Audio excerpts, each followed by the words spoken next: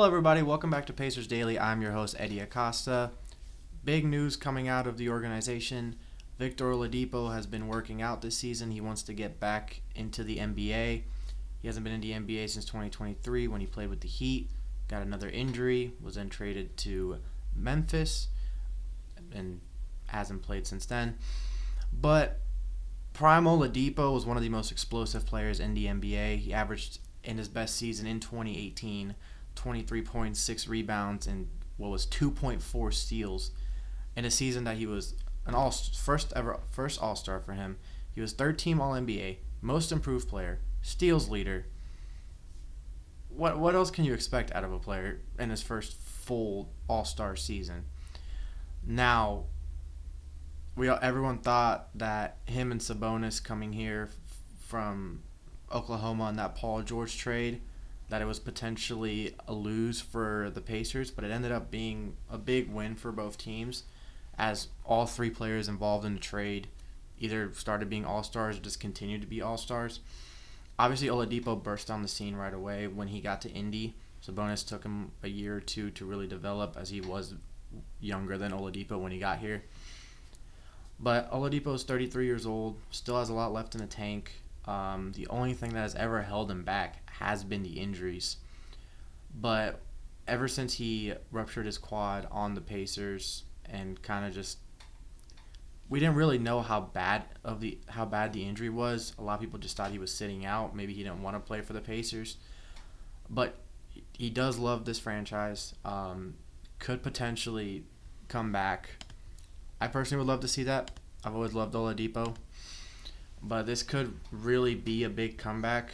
You know, he started his career in Orlando, was an all-rookie member, but never really got on the ground running. Then he played the one season in Oklahoma after being traded in that Serge Ibaka trade. After that, obviously, came the big trade for Paul George. Well, then he burst onto the scene with the Pacers. Had 2 magnificent years, but got injured in that second season. Afterwards, was a little bit of a shell of himself here. Started sitting out, got traded to Houston, and what was that James Harden trade, that 4-team trade, netted us Karis LeVert for a season. And then from Houston, he played 20 games, went to Miami, where they were one of the hottest teams in the league. They had been to a finals like 2 seasons before. But Oladipo was just never healthy. Had a pretty big injury close to the end of his tenure and just hasn't played since that injury. He just kept getting traded around, was traded to Oklahoma, waived, traded to Memphis, waived. And he was also traded to Houston and waived. There was just a lot going on with Oladipo. But ever since then, he quietly retired from the league, but then came out and said that he wanted to come back. He didn't actually want to retire. And he still got it. He's been impressing in these workouts. A lot of teams are looking into it. Obviously, there's still some players that have not been signed. We just saw Bradley Beal went to the Clippers. Chris Paul still hasn't signed. Russell Westbrook still hasn't signed. So there's still some other players that are being looked at before Oladipo. But he's still one of those players that a lot of teams are going to keep an eye out for just in case. And a reason why it would be nice just to get Oladipo back, he is, in my opinion, technically homegrown. I mean, he played his college career at IU on that very nice team with Cody Zeller. Was a second overall pick and ended up making his way back to Indiana where he had his best seasons. He was an absolute menace on defense, very good scorer from all 3 levels.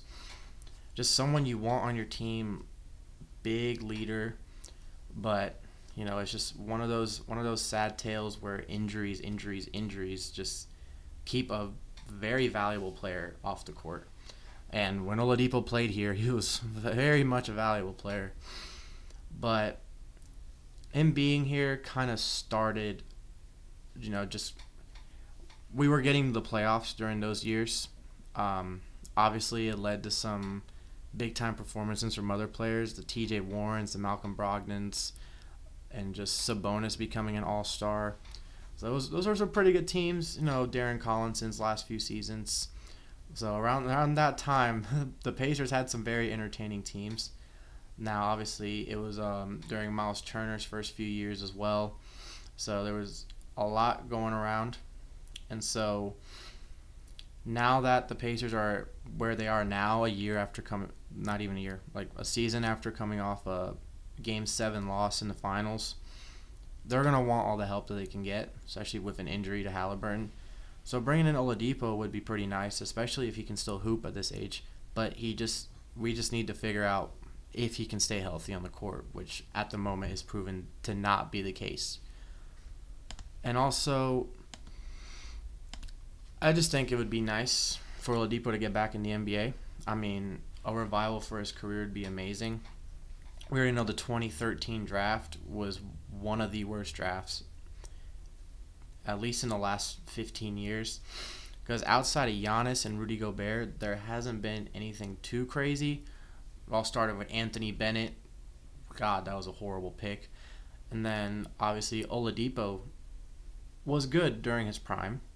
Um, Otto Porter with the third pick never really lived up to his potential. Fourth pick Cody Zeller never really lived up to his potential. Alex Len, Nerlens Noel also didn't really live up to their potentials.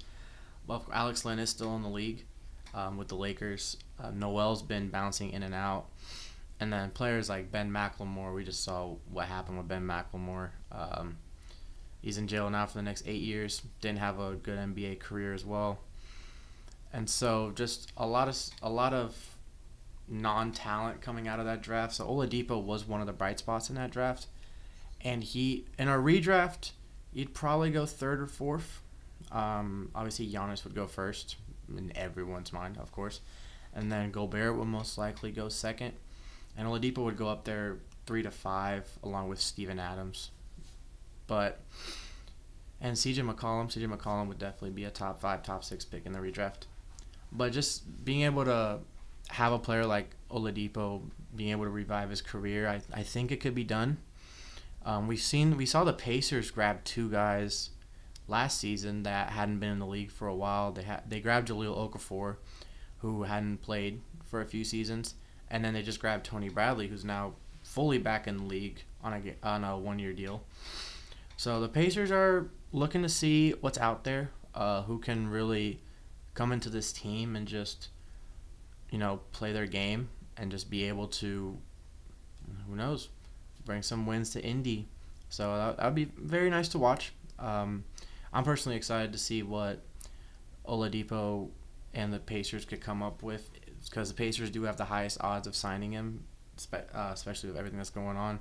I don't know what other teams are going to want to risk his injuries and bring him back, but I know the Pacers could play a risky game to bring him back. Now, it's not going to be a crazy contract. I'm not sure if Oladipo wants a big deal, especially since he hasn't played in 3 years. But that is something to monitor. That is definitely something I'm going to talk about in an episode in the near future, and I'm definitely going to try to keep tabs on that. But as always, I'm your host, Hery Acosta. This is Pacers Daily. Boom, baby, and go, Sirs.